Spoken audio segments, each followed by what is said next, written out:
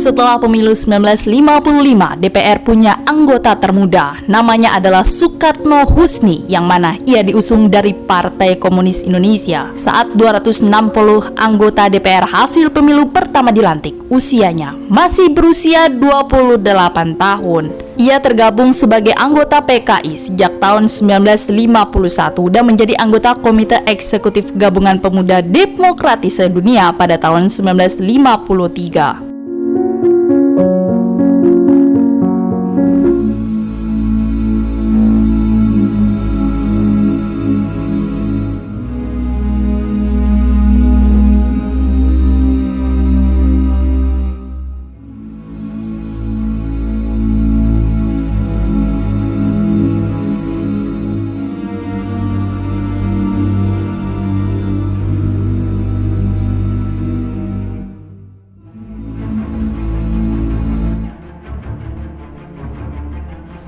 Peta politik Indonesia mendadak riuh. Sebuah percobaan kudeta terjadi pada tanggal 30 September 1965 dan PKI dituding sebagai dalang di balik kudeta ini, yang memilukan tragedi berdarah terhadap orang-orang yang diduga menjadi bagian dari PKI dibunuh secara membabi buta di berbagai daerah. Soekarno pun harus menerima nasib pahit.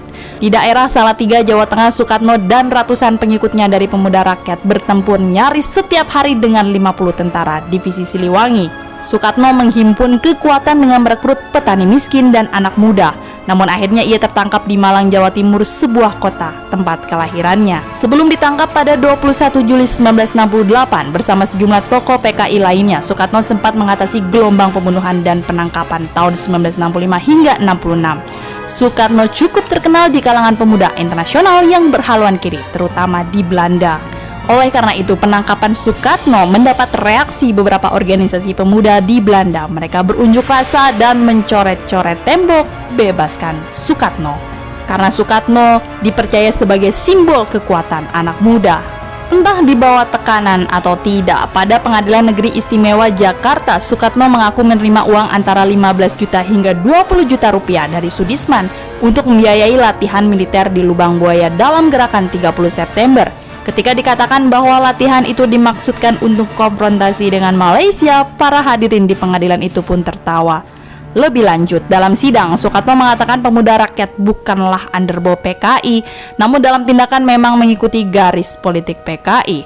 Pengakuan Soekarno mengherankan karena ia sendiri sebagai Sekretaris Jenderal Pemuda Rakyat juga merupakan anggota PKI. Mengenai kegiatannya di Blitar Selatan, Soekarno mengakui hendak membangun kembali PKI yang hancur sejak G30S.